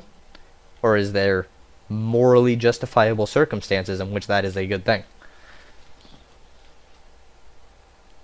For a leftist, I sure am talking about morals. Oh my god, am I a conservative now? Maybe morals aren't just good and bad. There's a lot of nuance to what is actually morally the good thing. Oh. So yeah, having multiple lenses of analysis. Such a bad thing. This is fascist shit 101 right here. Let's face it, because any individual who is trying to limit critical thinking, limit your syntax, and force a particular view, because let's face it, PragerU hardly ever cites any sources, and the sources they cite disprove what they claim. Same with every conservative, really. They are pushing a certain worldview on you, and they are trying to limit your critical thinking skills and your syntax, your ability to speak. They want a very simple language that doesn't have the ability to convey complex thoughts, because that makes it harder for them to control people in a fascist state, and that's what they push for. Rich people and rich nations are bad, poor people and poor nations are good. Not necessarily true. There are some poor nations where people do some really fucked up shit. I heard a thing about Somalians and, clit chopping. I don't know if that's changed, but when I heard about it, it was the case. So, that's bad. Somalia poor, but that's very bad. There are things that happen in countries that are bad. There's things that happen in countries that are good. I don't know enough about Somalia to make... You can't really just make moral judgments about fucking entire countries anyway. I mean, America does bad things. The people of America are not all just bad people. So we've got kind of complexities within that as well. But Dennis Prager doesn't want you to be able to think about those things. He wants you to just think, oh, your nation is good, but the left tells you it's bad, but your nation is good, because nation can't be bad. Your nation can't do wrong. Or if it can, you just need to accept that that kind of thing can happen and move on and never criticize it. Because if you do, you're then saying it's bad and you're a leftist, which is bad. I'm Dennis Prager with Prager University. This began with Karl Marx, who divided the world by economic class. See, here's the deal. He divided people with economic class to determine the morality of their behavior. Lenses of analysis. Not moral behavior. To Marx and to Marxism, good and evil is entirely class-based. Good is defined as workers, evil as owners. Not so simple as that. Owners are considered bad, yes, but that's because they don't do labor to make things. They are exploiting you, so they are an oppressive force on you, which is immoral. And that is the third reason for the left's hatred of Israel and of America. They are both wealthy. No. See, it's not wealth. It's not the fact that people are wealthy. It's how people are making their money. If everybody worked at co-ops and there was somebody who, there was a company that somebody had managed to save up and had $100 million fucking dollars or some shit, good for you, buddy. You managed to do great for yourself. You work, you don't exploit other people's fucking labor, you saved up the money.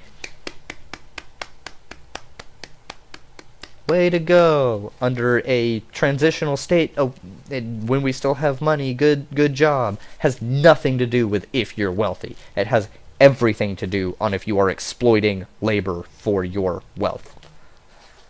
That's it. It's called wage theft, buddy. As fewer and fewer people perceive the world in terms of good and evil, substituting a power, race, or class compass for a moral compass, you will inevitably get more evil and more hatred of the good, beginning with Israel and America. How are you going to tie that one together?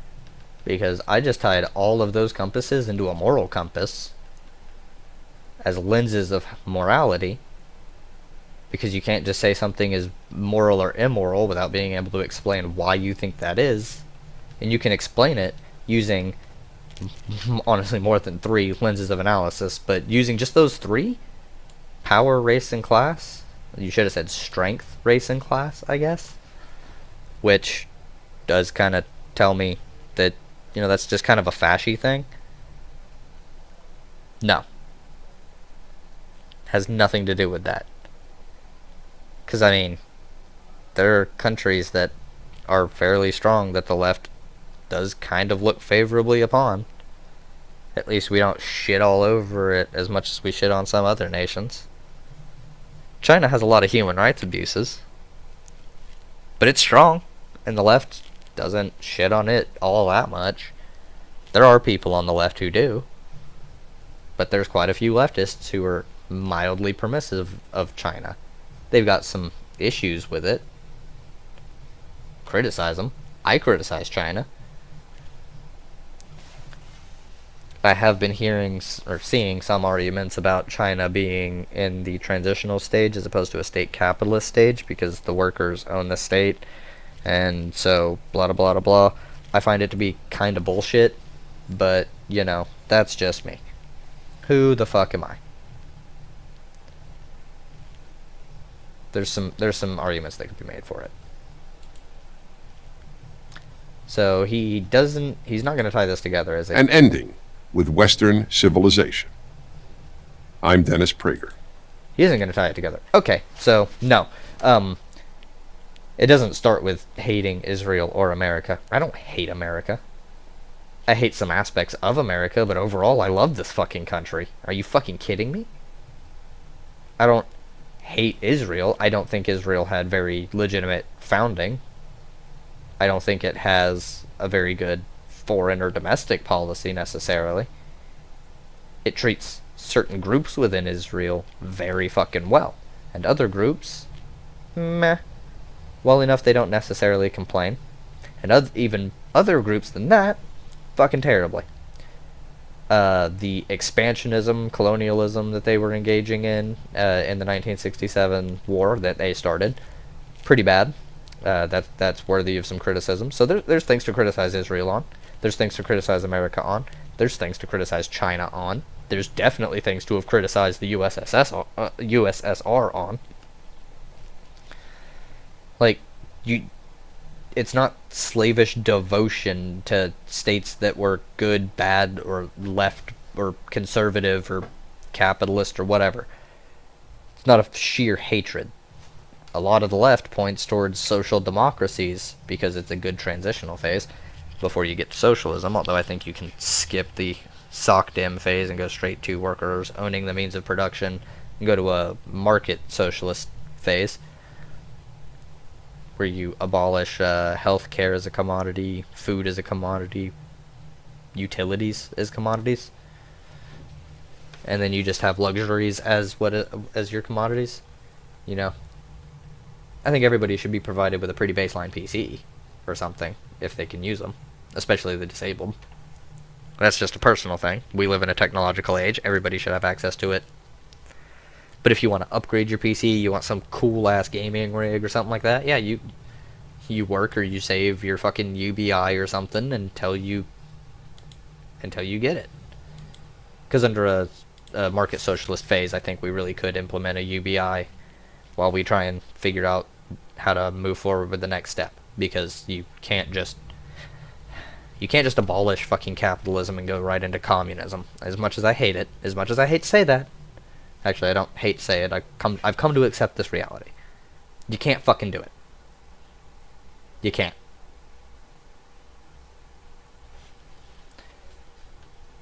So, keep in mind, you need to analyze things through multiple lenses to figure out if they're moral or immoral. You can't just look at something and have a straight reactionary impulse. Analyze. Think.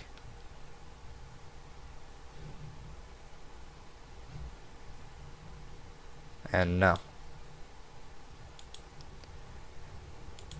Dumb and wrong.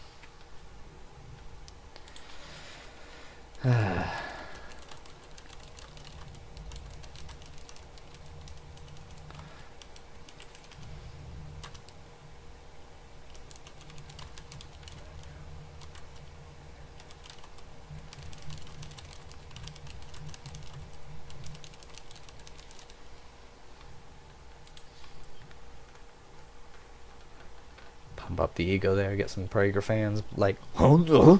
What are you talking about? What are you talking about?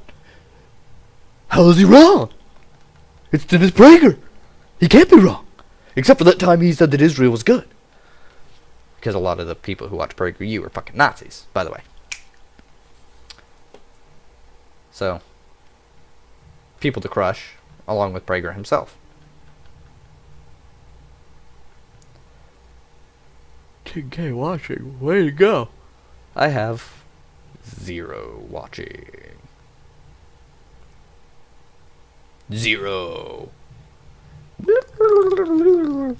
I'm gonna have to go soon, because dinner over at the homie's house. So, by go soon, I mean I might be able to go. Ah, damn you, Holly.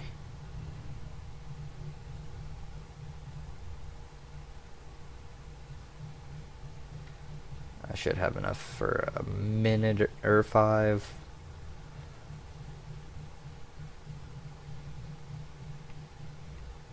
Ooh, Carl Rock. Okay.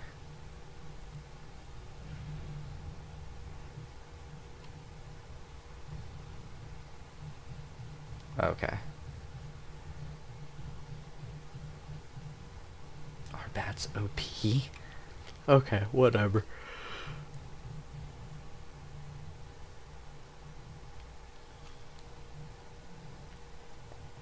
I need a little short clip of something to go on. How long have I been doing this? 2 hours? Didn't take a break once? Hell yeah. Yeah, AOC got blocked on the thing.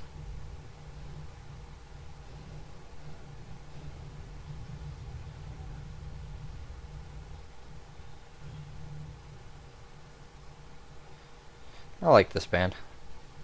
Caligula's Horse. I'd check them out if you like some prog metal. Tech Sports Games. It's an hour. Okay, well.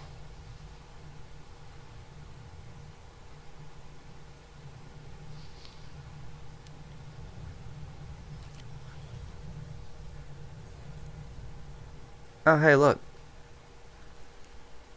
Here's a pretty good video that you guys should watch. It's 30 minutes. It's all of the breadtuber videos that are like that are just long, drawn-out videos. All of them. All of them, including me. Including me. Because I just do live streams. But...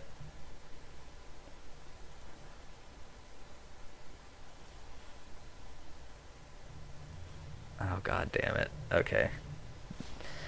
Yeah, Destiny's been acting super bad faith a lot. But he's been doing good work with the thing.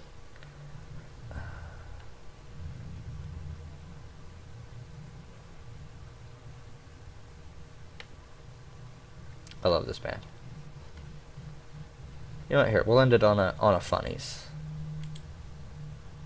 Communities. Okay. I'm literally a postmodernist, and I'm an anarchist. Marx lauded capitalism. I'm very much big on that classical liberalism. Lenin was a decent leader. Disagreeing with someone means that you get to stop feeling empathy for them. There's tall privilege, there's handsome privilege, there's big dick privilege. Absolutely. Thin people don't have social privilege over fat people. Privilege is real, but it's fine. Steven Crowder, my new comrade. At long last, we find something we agree over. The only thing wrong with them is that they're fat. Fuck fat people. Oh, I'm fucking crowning. I'm gonna splat. Oh God. Obviously things clipped out of context. Alright, yeah, let's not do too much of that, because then people will be like, oh, but he's bad. Or whatever. Wait, what? Leaked audio? Our people in our community are getting a little anxious. So Joe Biden is holding a call, a Zoom session with a bunch of activists and like, I think, wait, hold on. Gonna get my 4 months message in before chat gets TTS turned off. Okay.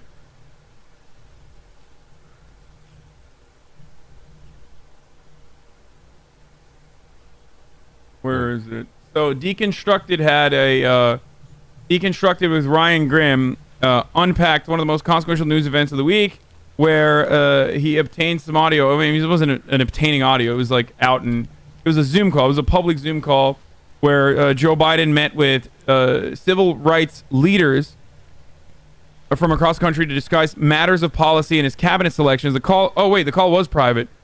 Sorry, never mind. I thought it wasn't private. I saw it on Twitter, like the entire thing.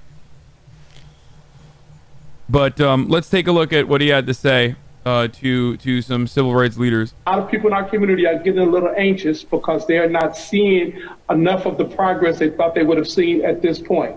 Let's not disappoint them, and let's not get to a place where voters in Georgia begin to second guess. Okay, let me respond. I've got to go. Let me respond. There's a lot to respond to here. Let's get something straight. You shouldn't be disappointed. What I've done so far is more than anybody else has done this far.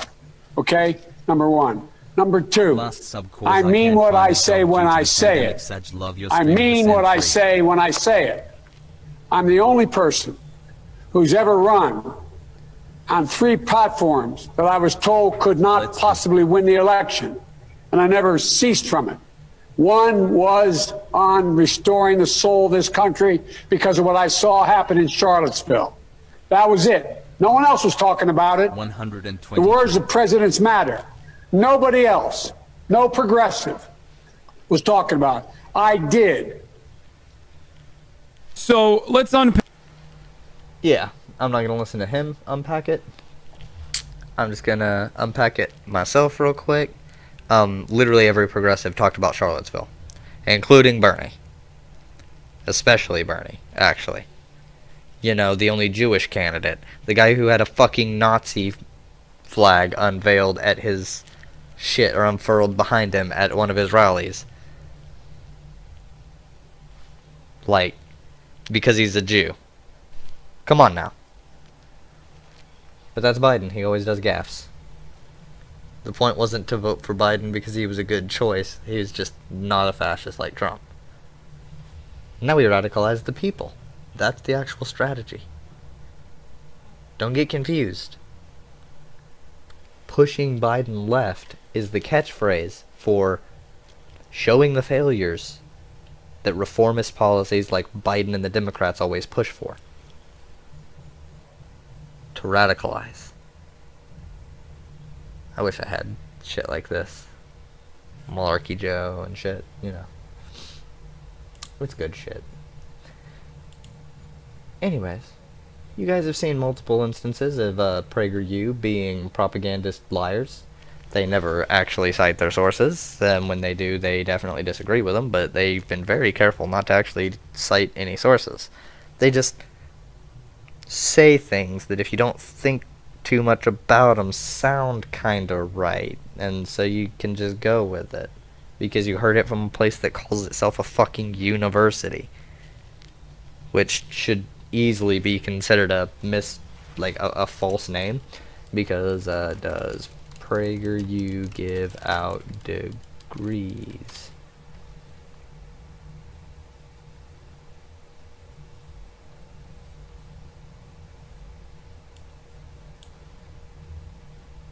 PragerU is a non-profit organization, but is not an academic institution. It does not offer certifications or diplomas. Yeah. That's what I thought. I actually already knew this, but I figured I'd pull it up just so you guys know. It's not actually a school. It is a YouTube channel. Now, I'm a YouTube channel. I'm not a school. I can't hand you a degree, but I can show you things by, you know, doing this. I can pull up this and just go, hey, you want to know something about a thing? Check it out. Oh. We've got, you want to know what the difference is between, or you want to know what the definition of fucking Maoism is?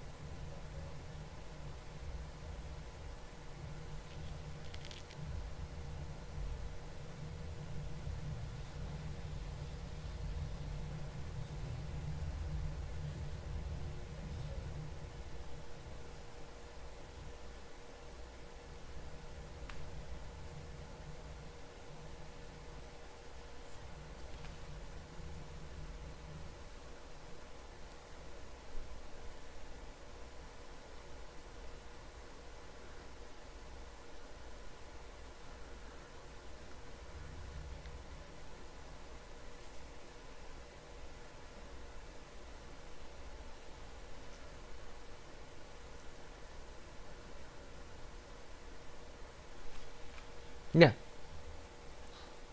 We can just look over things. I can read them to you. You have access to this, I believe. Right? What does this do? See document status. What does that allow me to move it to? I don't know what the fuck that even means. But this should just be open. I don't think I can.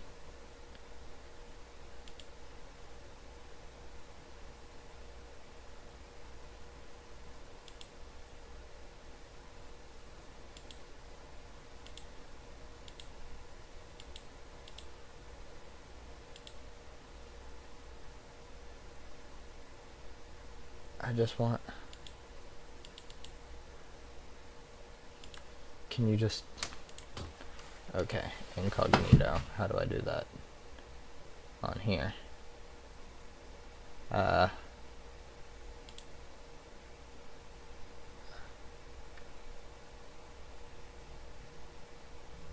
the hell do you do incognito?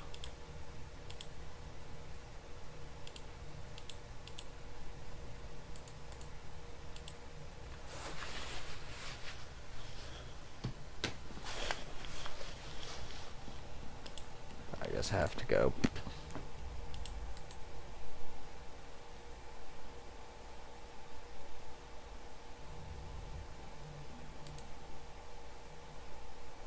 Seriously, how do you do that? Incognito. Yeah, I don't know how the fuck you do that. Okay, well, oh, is it over here? There's some shit here. Oh. Gotcha. Boom. Okay, so let me see. Marxist history / theory. Daniel Sandwich Pants.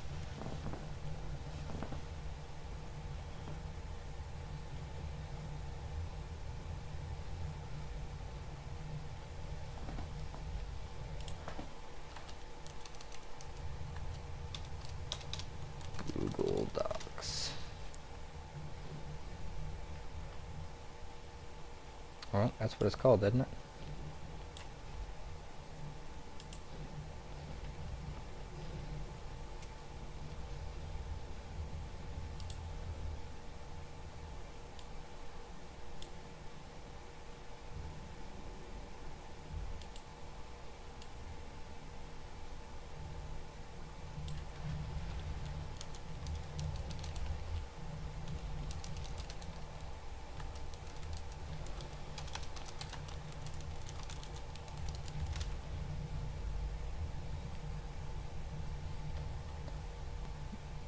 It should be in here somewhere.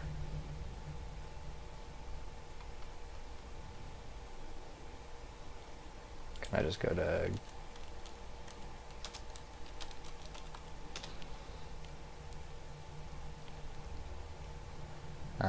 yeah, see? So you have to sign in. Okay, so I can't do it on incognito mode. But you should be able to just Google it and pull it up, maybe? I don't know.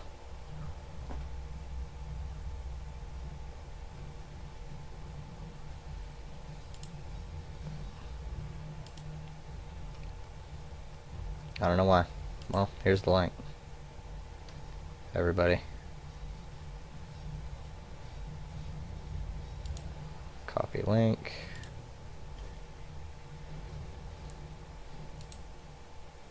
Fucking sticky notes. I wonder what's on here.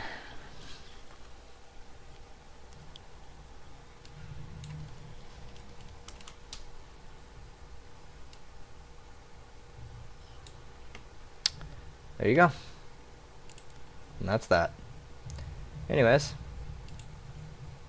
I'm actually gonna go ahead and get off of here for the time being because I have to go eat wings. So, thanks for tuning in. You guys are awesome. You know, do what you do. And I will probably be on later or tomorrow. I'll most likely be on tomorrow at some point. So, alright, well, take it easy, everybody. Like, subscribe, comment, do what you do. I love you all.